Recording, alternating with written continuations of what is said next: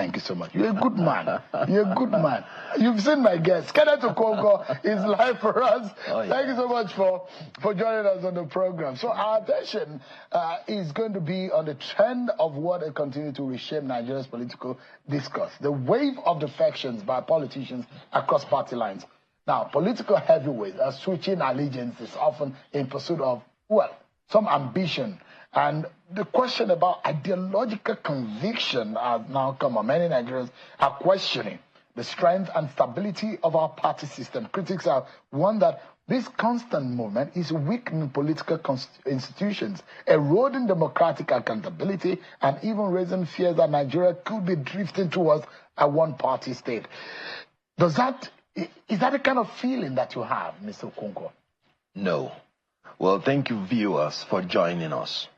The whole idea of joining another political party, and precisely the ruling party, is simply because of the belief that in 2027 they are going to write the results of election.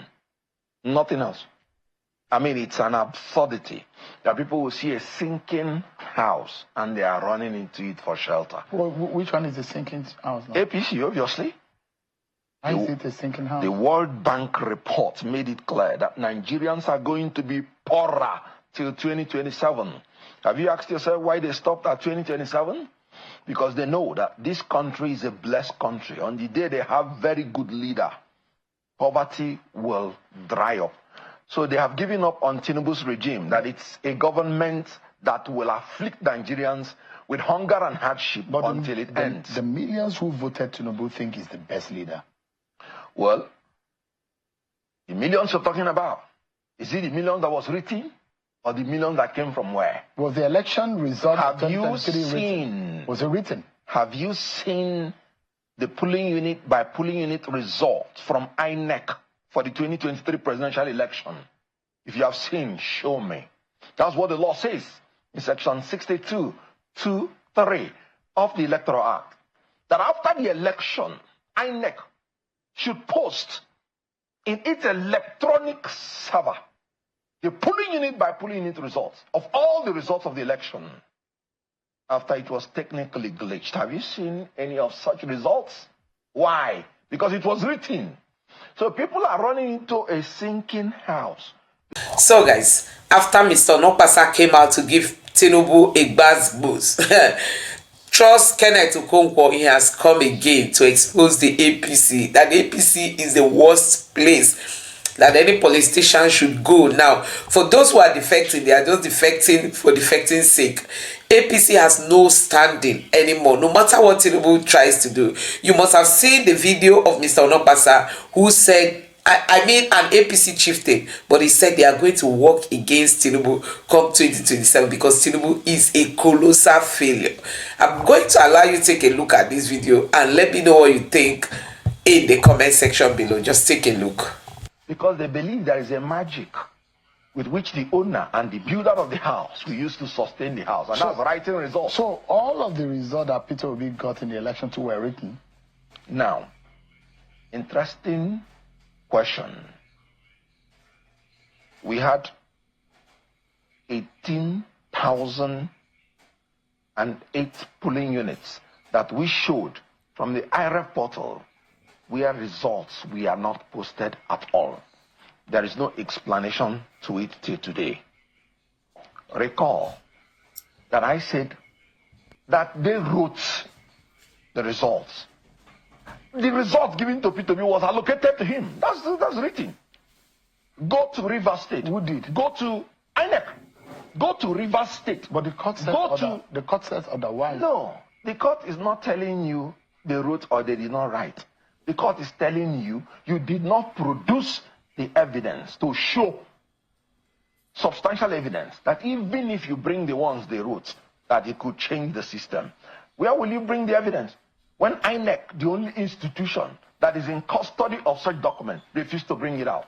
We were in the court. We subpoenaed them many times. On what basis did they, I mean, according to you, did they allocate the result of Peter Obi having over 90-something% of the vote in some part of the Southeast, and it has overwhelming result beating the incumbent, the president at the moment, who is also from Lagos State? He beat him very well in his own state of Lagos. According to the Is that also part of the plan? According to the PDP spokesperson in Lagos, he said we won by almost 1 million votes, not by Labour, in Lagos. So the mere fact that they reduced it to 10,000 difference tells you it was still written. Where is the polling unit by polling unit results of Lagos State election? And the law is that it will be unmutilated. All the results I saw in 2023 are mutilated, you could see. Majority of them. So it is either you are allocating somebody's result or you're removing some result from his own. What were your agents looking at when this was going on?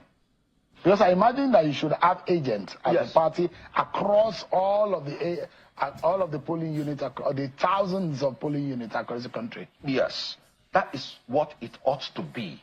And even the Electoral Act recognizes that all the parties will not have the resources to have the agents in all the polling units. And that's why the law always uses the word may. Why do you need an agent if you are operating under an INEC that is not corrupt and that will not manipulate the results? It's not the duty of political parties to organize elections. INEC took 400 billion naira to organize election in Nigeria and came out with no results known to any human being. So you started this conversation by saying the only reason why those who are defecting or moving to the APC are going is to guarantee that the election will be written in their favor, 2027. I mean, can you say that of Delta State, for example? Because Delta State is traditionally, from 1999, no other political party has been able to beat PDP in Delta State. So could there have been a threat that PDP would have lost Delta? Because it's the old structure of the PDP in Delta that has moved to the APC. First of all, PDP from 2015 has not been able to play effective opposition. And the reason is very clear. In 1999, PDP trained itself to be only the ruling party. And they forecasted they were going to rule for 60 years. So the leadership being terminated within 16 years took them unawares and did not prepare them for the onerous task of being an opposition party. So they became a stomach infrastructure party, and stomach infrastructure party cannot be effective opposition coming to Delta State. And that tells you what I say, that Nigeria can never be one party state. I'll give you the analysis of Delta State. Recall that Senator Ned Nwoko said the only reason he wanted to go to APC is because he has a lousy governor who does not know his left from his right and who has broken all the agreements that they had. And then he said he would want to move to APC where the light is shining. Recall, there is one Omar Agege who loves to be the governor of Delta State and who has been grooming the APC and welcoming people into their fold. Recall that there is a Festus Keyamo who is not really a fan to Omar Agege.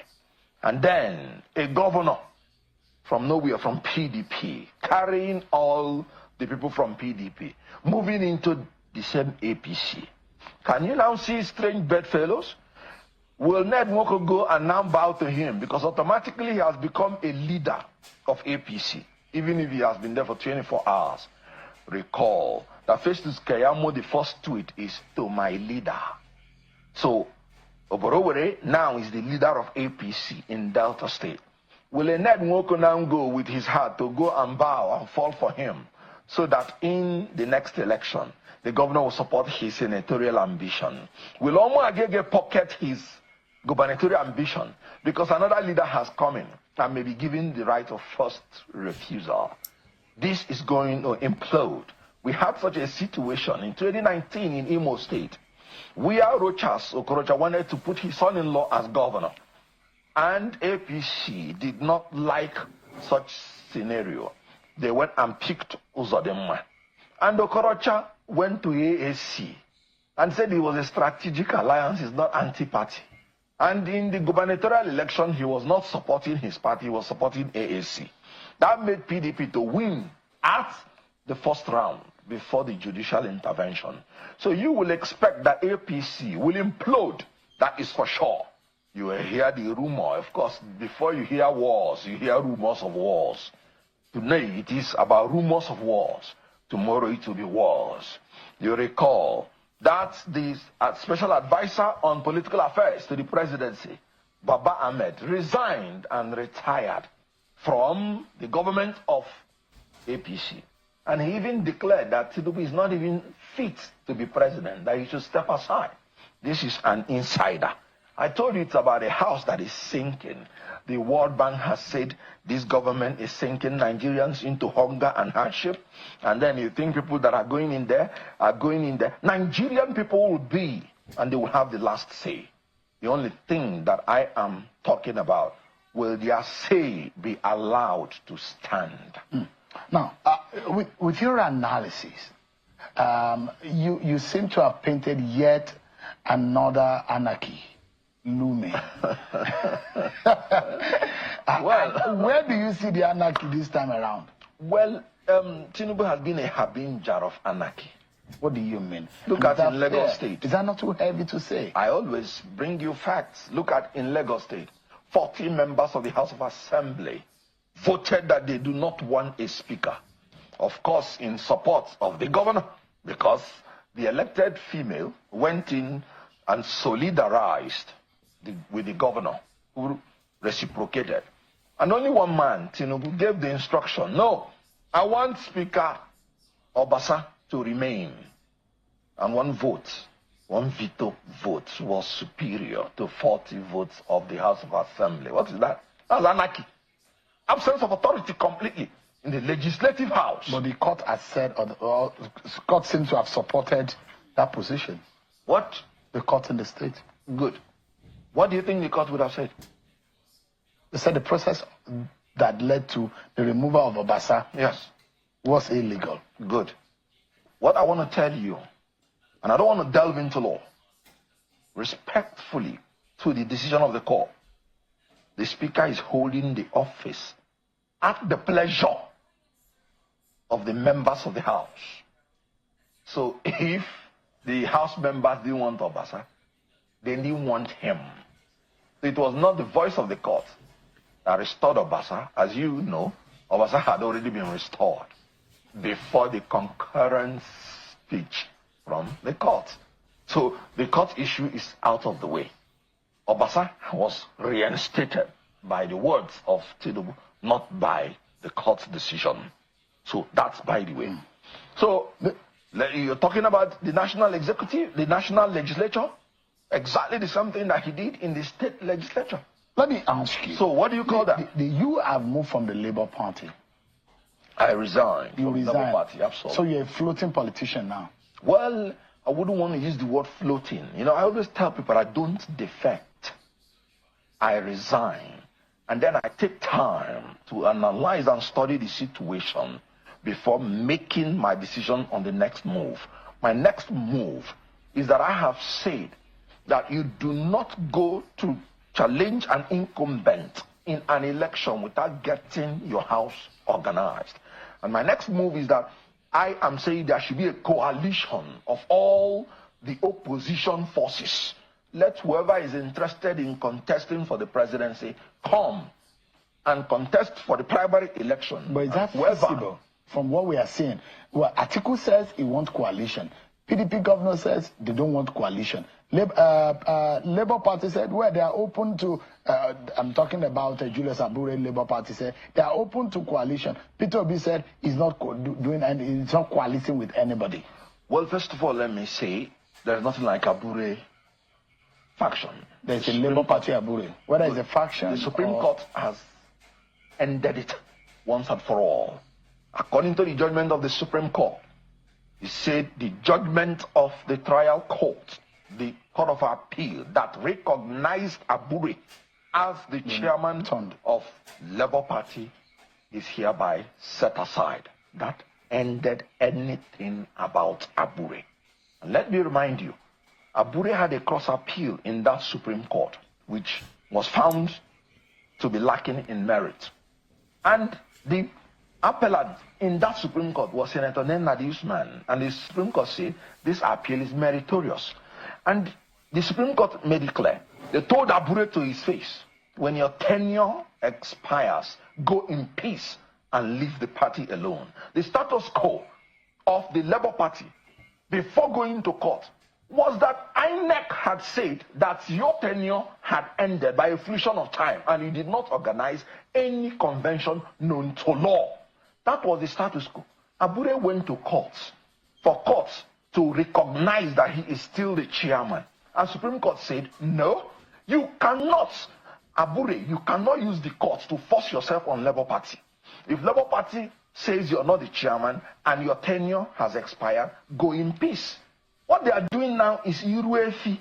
In Igbo land, we say Iruefi, you know, in the face of a cow. Anything you do to a cow, you know what the cow will do?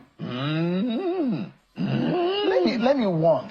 Cow brain, cow talk, and the same cow one, submission. and the same one, Mr. Okonkwo. Yeah. Those who say it doesn't look like the opposition Yes. is getting its act together, and it annoys me as a journalist, where you think that the opposition should play a very critical role in our democracy, because the role of the opposition is very critical. And the civil society organization has its role, the media has its role. These are four legs in a democracy that makes democracy thrive. But unfortunately, our opposition in Nigeria seems to be self-serving and not looking at the bigger picture. And there are those who want and say, look, the manner in which the opposition is going about it and not organized, it will allow for an easy ride of the party in power come 2027. Don't you think that is what it's looking like?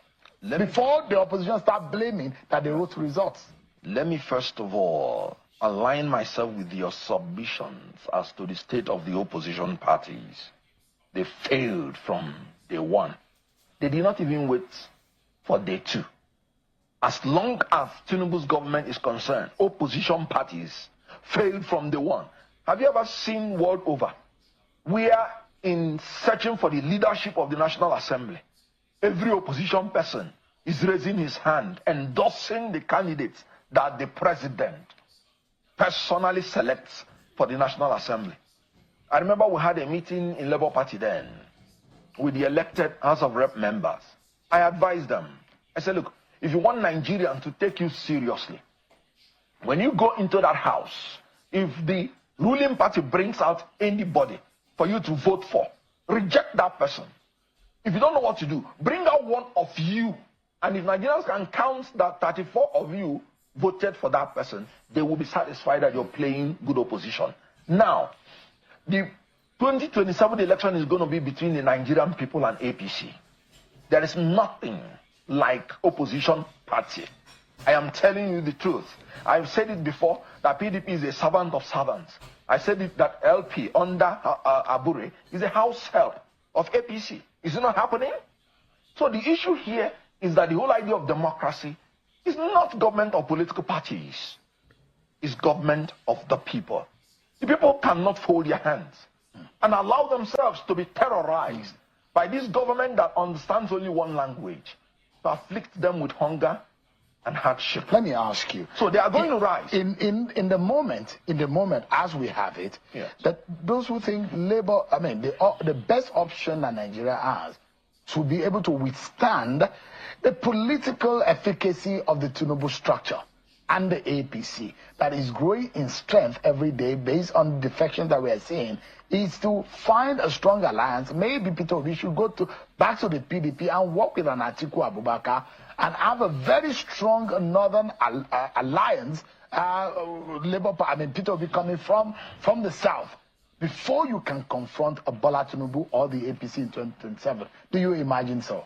Well, that's exactly why I told you I don't want to sign on to any political party yet, because it will be a child's play. Will that work? Yes, it will work. Will Peter Obi Atiku alliance be able to be formidable? Nelson Mandela said it always appears impossible until it happens.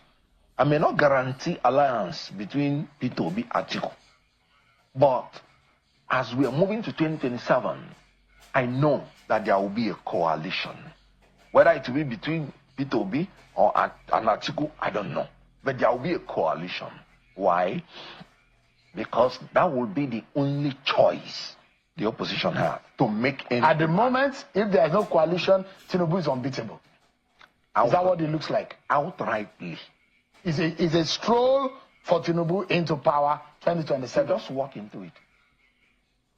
Can Peter Obi beat Tinubu if he has a strong northern pair? No one single candidate can beat Tinubu alone, by whatever name you are called. And the reason is this. In Nigeria, we have entered into the unfortunacy that you will not only win, but you have to secure your victory. So you need the elites to secure your victory, even if the people vote for you. So if the elites come together like they did in 2014 to confront Jonathan in 2015, they were able to secure their victory when the people voted for them. If they were not together, they wouldn't have been able to secure their victory. We have 30 seconds to go. What would be your biggest advice to Nigerians tonight, considering the defection that we see and opposition politics and our democracy? What would be your biggest advice ahead of 2027? My biggest advice is that Nigerians must not despair. Sovereignty in a democracy belongs to the people, from whom every government derives its authority and powers. Hold your government accountable. Hold INEC to the Electoral Act that they must organize free and fair election where your will determine who governs you. Do not. We don't have any other country. Don't mind political parties or politicians. You can say, we want this person, we want this party, and your will be done. So guys, you have seen what is happening in Nigeria. The worst part is that Tinubu has already started campaigning for 2027 without any performance. I mean, Tinubu's scorecard is currently 0, and Tinubu is already campaigning to come back in 2027. People are now begging Nigerians to allow Tinubu to do 8 years. Nigerians should allow Tinubu, to the detriment of who is going to suffer again for the next 6 years. Tinubu still has 2 years to go. Don't forget that he has not even completed his first 2 years. But his record is so poor, and he still wants to come again extra 4 years on top of the remaining 2 years, making it 6 years. Nigerians, who is going to endure for this long? Considering this, it is the same Tinubu. It's not as if he's going to upgrade to get better. He's even getting old by the day, getting sick by the day. Why would Tinubu not? Why would this old politician? Why does APC just keep destroying Nigeria? Why is it that we always get the worst from APC since they came into power? They gave us Buhari. They are just looking for people that can win election, not people that can do anything for Nigeria. The APC is just looking for people who can win election for their party, not people who have what it takes to revive Nigeria and restore Nigeria with all that Nigeria is known for. No, we don't have leaders in this country. That is just it. So you have heard about Mr. Nokpasa, who came out saying Nigerians shouldn't vote for Tinubu, that Tinubu is going to be disappointed in 2027, that they are going to deal with Tinubu, that Tinubu is a colossal failure. You know, that's Mr. Nokpasa.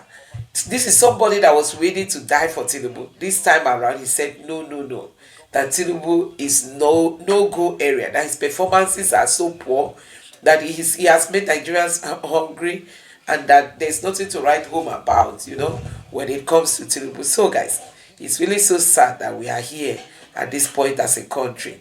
Let me know what you think about this in the comment section below. Please don't forget to subscribe to the channel, turn on the notification bell. Please give this video a like so that YouTube can recommend it to others, and drop your thoughts in the comment section below.